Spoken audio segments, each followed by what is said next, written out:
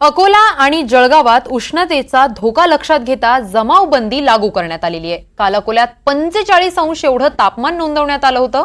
त्यामुळे 31 मे पर्यंत कलम 144 अन्वये जमावबंदी लागू करण्यात आलेली आहे। तर दुसरीकडे जळगावातही उष्णतेच्या लाटेमुळे जमावबंदी लागू करण्यात आली आहे। राज्यभरात उष्णतेची भीषण लाट आली असून पारा असह्यतेच्या पातळीवर गेल्यानं जमावबंदीचा निर्णय घेण्यात आलाय। दरम्यान मुंबईसह उत्तर महाराष्ट्र, मध्य महाराष्ट्र तसेच विदर्भ, मराठवाड्यात 26 ते 30 मे पर्यंत उष्णतेची लाट येण्याचा अंदाज पुणे हवामान विभागानं वर्तवलाय। जळगाव, अकोला जिल्ह्यात उष्माघाताचा धोका निर्माण झाल्यानं नागरिक, कामगार, विद्यार्थ्यांना त्रास होऊ नये म्हणून कामाच्या आणि क्लासेसच्या वेळेत बदल करण्याच्या सूचना देखील देण्यात आलेल्या आहेत। उष्णतामुळे एक 144 अंतर्गत एक आदेश पारित करण्यात आलेला आहे। या आदेश सगळे कामगारांना एक आधारस्तंभ आणि अधिकार देण्यासाठी आदेश आहे।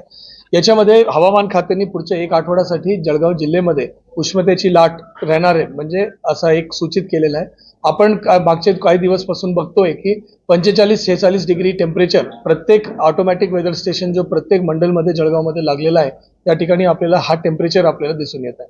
144 अंतर्गत बेसिकली आपण 2-3 गोष्टी सांगितलेल्या आहे की जो आपला उन्हाचा जो वेळ असतो त्याच्यामध्ये सकाळी 11:30-12 पासून संध्याकाळी 4-4:30 पर्यंत या कालावधीमध्ये बाहेर जाणं सगळ्यांनी टाळावा। यदि कोणाला कोई म्हणजे बंधनकारक करत असेल की तुम्ही काम करायचं आहे तर त्या कामगाराला त्याच्याबद्दल एक अधिकार मिळावा आणि यदि कुठल्या अतिआवश्यक सेवा असेल आणि त्या काम टाळता येत नसेल तो त्या परिस्थितीमध्ये त्या ठिकाणी योग्यता पिण्याच्या पाण्याची सोय, शेडची सोय, पंखे, कूलर इत्यादीची सोय त्या ठिकाणी करण्यात यावं।